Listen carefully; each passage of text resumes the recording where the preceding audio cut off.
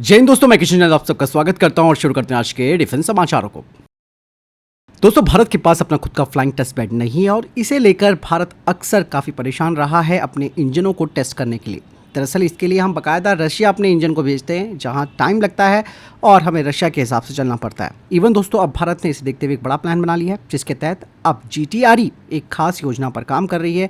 इस योजना के मुताबिक इंडियन एयरफोर्स के IL-76 एयरक्राफ्ट को एक फ्लाइंग टेस्ट बेड में बदला जाएगा और इस एयरक्राफ्ट का इस्तेमाल कावेरी डेरिवेटिव इंजन और हमारे AMCA के इंजनों को टेस्ट करने के लिए किया जाएगा। इसका मतलब साफ है कि रशिया पर भारत अपनी निर्भरता कम करना चाहता है, जहां इंजन टेस्टिंग के लिए लंबा इंतजार करना पड़ता है। यहाँ पर दोस्तों IL-76 एक मजबूत 4 इंजन वाला ट्रांसपोर्ट एयरक्राफ्ट है। ये इंडियन एयरफोर्स के पास मौजूद भी है और इस एयरक्राफ्ट में एक इंजन को हटाकर उसकी जगह कावेरी डेरिवेटिव इंजन लगाया जाएगा या फिर जो भी AMCA के लिए इंजन बनेगा वो लगाया जाएगा। फिर इन इंजनों के साथ इस एयरक्राफ्ट की उड़ान की जाएगी और इन इंजनों की जो रियल फ्लाइट परफॉर्मेंस है वो टेस्ट की जाएगी कि इंजन की ताकत कितनी है, इसकी स्टेबिलिटी कितनी है और दक्षता कितनी है। इन सब की जांच होगी। यहाँ पर Kaveri derivative engine 50 kilo Newton thrust वाला ड्राई इंजन है। इसका इस्तेमाल फिलहाल UCAF के लिए किया जाएगा, लेकिन भविष्य में GTRE 110 किलो न्यूटन थ्रस्ट वाला इंजन बनाएगी, जो कि AMC में इस्तेमाल होगा। और यहाँ पर एक बात और मैं बता दूं कि अगर IL-76 फ्लाइंग टेस्ट बेड हमारा रेडी हो जाता है और इसके जरिए अगर हमारे इंजन टेस्ट होने लग गए, तो ये भारत की मिलिट्री और टेक्नोलॉजी में एक बड़ी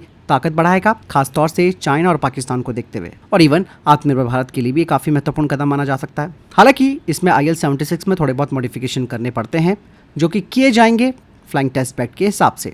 और इंडियन एयरफोर्स इस प्रस्ताव को अब जल्द ही मंजूरी भी दे देगा और इससे सबसे बड़ा फायदा ये होगा कि हमारे जो एक्सपेंसेस होते हैं वो बचेंगे और टाइम भी बचेगा। और ये फ्लाइंग टेस्ट बेड भारत के लिए गेम चेंजर साबित हो सकता है।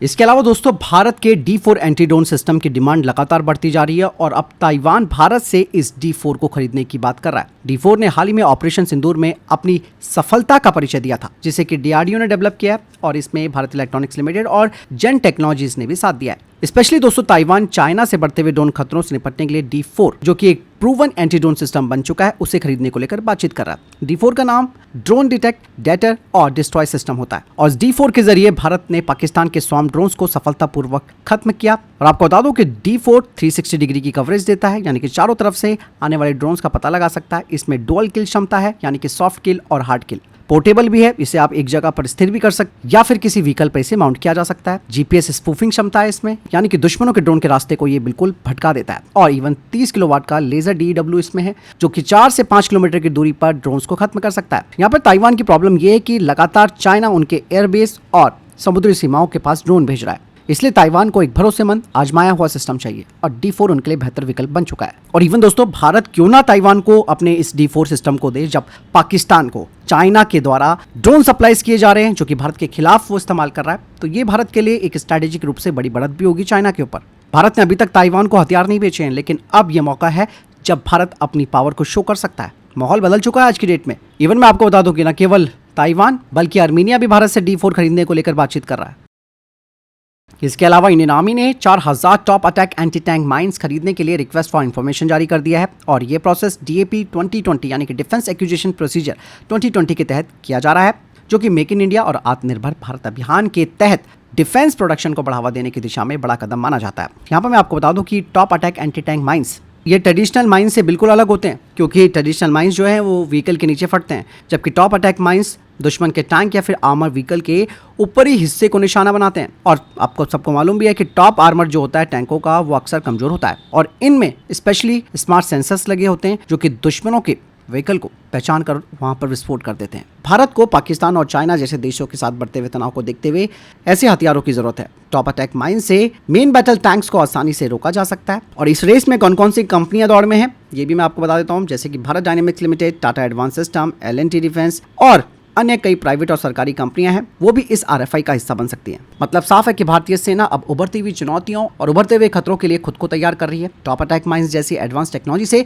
भारतीय सेना को दुश्मनों को टैंकों के खिलाफ एक बड़ी जबरदस्त बढ़त मिलेगी। इवन यहाँ लोकल प्रोडक्शन भी इनका किया जाएगा, तो आप समझ सकते हैं चीजें कहां से कहां पहुंच रही है। दोस्तों, भारत के प्राइवेट सेक्टर की कंपनी जेन टेक्नोलॉजीज को अब भारतीय सेना की तरफ से और ऑर्डर्स मिल सकते हैं उनके एंटी ड्रोन सिस्टम के। दरअसल दोस्तों, हाल ही में तुर्की निर्मित ड्रोन्स को मार गिराने में जेन टेक्नोलॉजीज के एंटी ड्रोन सिस्टम ने बड़ी महत्वपूर्ण भूमिका निभाई थी। और ये जो इनका सिस्टम है वो दुश्मनों के ड्रोन को डिटेक्ट करता है, उन्हें ट्रैक करता है और फिर जैमिंग या फिर अन्य टेक्नोलॉजी के जरिए उन्हें खत्म कर देता है। इसीलिए ये भारतीय सेना के लिए एक विश्वसनीय सॉल्यूशन बन रहा है। उन्होंने इस तरीके से इसे तैयार कर रखा है कि इसे जरूरत के हिसाब से छोटा या बड़ा किया जा सकता है। जेन टेक्नोलॉजी का एंटी ड्रोन सिस्टम कई टेक्नोलॉजीज के साथ आता है और ये सिस्टम दोस्तों पूरी तरीके से भारत में डिजाइन और विकसित किया गया है।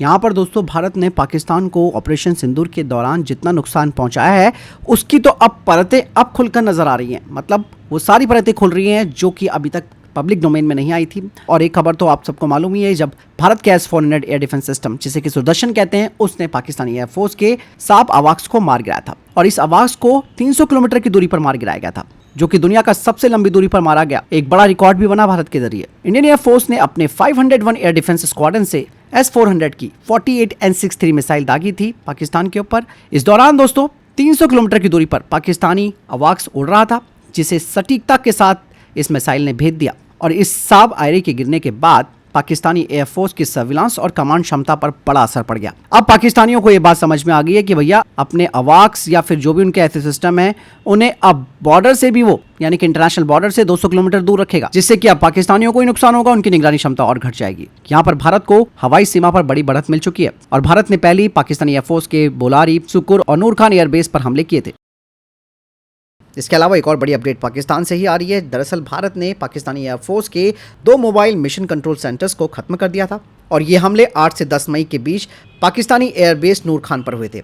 दरअसल दोस्तों ये जो पाकिस्तानियों का मोबाइल कमांड सिस्टम था, ये स्पेशली एयर ऑपरेशन को कंट्रोल करता था। इस सिस्टम को तुर्की की कंपनी ने पाकिस्तानी एयरफोर्स के साथ मिलकर तैयार किया था, लेकिन भारत के हमले से इनके 2 मोबाइल मिशन कंट्रोल सेंटर तबाह हो गए, जबकि एक C-130 विमान भी पूरी तरीके से क्षतिग्रस्त हो गया था। मतलब साफ था कि पाकिस्तानी एयरफोर्स की कमांड एंड कंट्रोल क्षमताएं अब कमजोर हो चुकी है। इसलिए पाकिस्तानी एयरफोर्स की एक टीम जल्द ही तुर्की जा रही है, जहां वो इन नए सिस्टम्स को खरीदने को लेकर उनके साथ बातचीत करेगी। मतलब साफ है कि यार किस तरीके से भारत ने पाकिस्तान को तोड़ा है, उनकी मिलिट्री ताकत को तोड़ा है। इसीलिए अब विदेशी मदद से वो उसे बहाल करना चाह रहे हैं। अब यहाँ पे मुझे लगता है कि पाकिस्तान इंश्योरेंस को लेकर बात करेगा कि भैया ये तो ख़त्म हो गए, लेकिन इनका कोई इंश्योरेंस वगैरह भी हो, या तो आप हमें कुछ और सिस्टम ऐसे दे दो या फिर कम पैसों पे हमें दे दो। क्योंकि दोस्तों यहाँ पर पाकिस्तान के पास ना तो टाइम है और ना ही पैसे, दोनों की उसके पास किल्लत चल रही है। अब तो पानी की भी किल्लत शुरू होने वाली है इनकी। इसके अलावा भारत ने पाकिस्तान के सबसे महत्वपूर्ण राज सिस्टम TPS-43J को भी खत्म कर दिया था। हालांकि इससे पहले ये खबर सामने नहीं आई थी, लेकिन सैटेलाइट इमेजेस से ये बात भी साफ हो गई है। इससे आप एक चीज़ मान सकते हैं कि इंडियन एयरफोर्स ने कैसे प्रिसीजन स्ट्राइक की थी इनके ऊपर। इनके यूकैफ हैंगर हमने खत्म किए, इनके रडार सिस्टम हमने खत्म किए।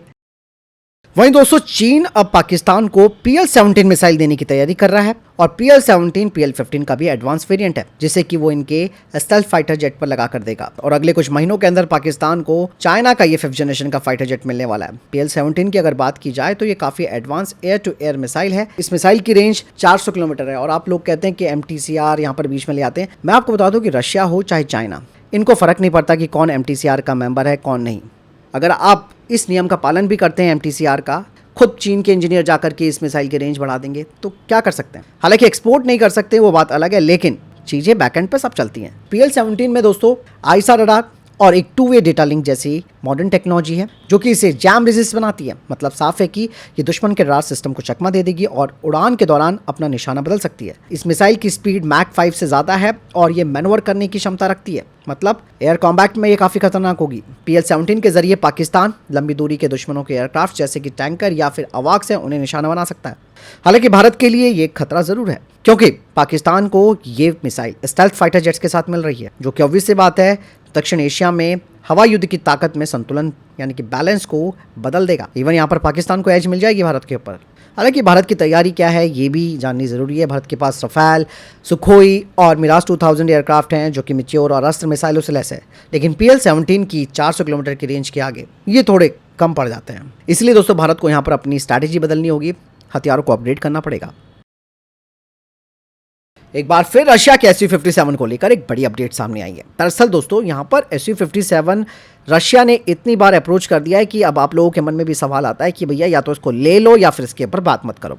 अब यहाँ पर सबसे बड़ी बात क्या है कि रशिया ने जो गेम चेंज किया है वह फ्रांस के राफेल पर भारी पड़ रहा है। सबसे बड़ी बात होती है सोर्स कोड की बात। फ्रांस ने तो हमको सोर्स कोड देने से मना कर दिया, लेकिन अब रशिया ने यहाँ पर गेम चेंज किया है। उसने कहा कि हम आपको 100% सोर्स कोड अपने Su-57 का देने के लिए तैयार है और भारत को स्वदेशीकरण की पूरी आज़ादी भी हम देंगे, जिसमें कि भारत इस फाइटर जेट में कोई भी बदलाव कर सकता है। इंडियन वेपन्स इसमें लगा सकता है, जैसे कि ब्रह्मोस को इंटीग्रेट कर सकता है और किसी तीसरे देश के हथियार जोड़ सकता है। और Su-30MKI के मामले में भी आपने ये सब चीजें देखी हैं। तो रशिया ने कभी इन चीजों को लेकर ऑब्जेक्शन नहीं किया, लेकिन फ्रांस ने यहाँ पर ऑब्जेक्शन किया है। साफ तौर पर उसने मना किया, भारत राफेल पे ब्रह्मोस मिसाइल नहीं जोड़ सकता, इससे भारत अब राफेल का सीमित इस्तेमाल कर सकता है। लेकिन Su-30MKI में ब्रह्मोस को तो आसानी से हमने फिट किया है। रशिया का ये ऑफर खास इसलिए भी है क्योंकि 5th जनरेशन का सोर्स कोड देना बहुत ही चुनौतीपूर्ण काम होता है। अमेरिका, फ्रांस, इजराइल जैसे देश ऐसा कभी कर भी नहीं सकते। कस्टमाइजेशन की आजादी भी कोई नहीं देता। और भविष्य में दोस्तों खुद के स्टेल्थ फाइटर जेट विकसित करने में ये चीज भारत की बड़ी मदद कर सकती है। इवन भारत एक्सपोर्ट भी कर सकता है। लेकिन सबसे बड़ी चुनौती क्या है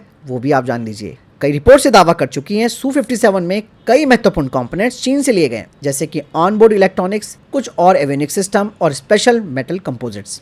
मतलब साफ है कि इससे दो तरीके के बड़े खतरे होंगे। पहला, साइबर हैकिंग या ट्रैकिंग की संभावना हो सकती है। और चाइना के कंपोनेंट्स का इस फाइटर जेट में लगे होने का मतलब यह है कि चाइना सप्लाई को रोक सकता है, इवन डेटा चुरा सकता है, क्योंकि यहाँ पर रशिया और चाइना की दोस्ती भी काफ़ी गहरी है। अब यहाँ पर असली बात क्या है वो भी आप जान लो। भले ही रशिया और चाइना स्ट्रैटेजिक पार्टनर बन चुके हैं एक दूसरे के, बाकायदा चाइना को रशिया ने S-400 भी दिया है, लेकिन मैंने आपको डिफेंस अपडेट में बताया था कि चीनी डिफेंस एक्सपर्ट ने क्या कहा कि हमें जो S-400 दिया गया है उसकी रेंज और उसकी क्षमताओं को लिमिटेड किया गया है, जबकि भारत को पूरा एक्सेस दिया गया है। इवन उन्होंने S-400 में किल स्विच लगे होने की भी बात कही कि अगर हम इसमें कुछ चेंज करते हैं तो पूरा सिस्टम खराब हो जाएगा। तो यहाँ पर आप देख सकते हैं कि रशिया कैसा भरोसा कर रहा है चाइना के ऊपर।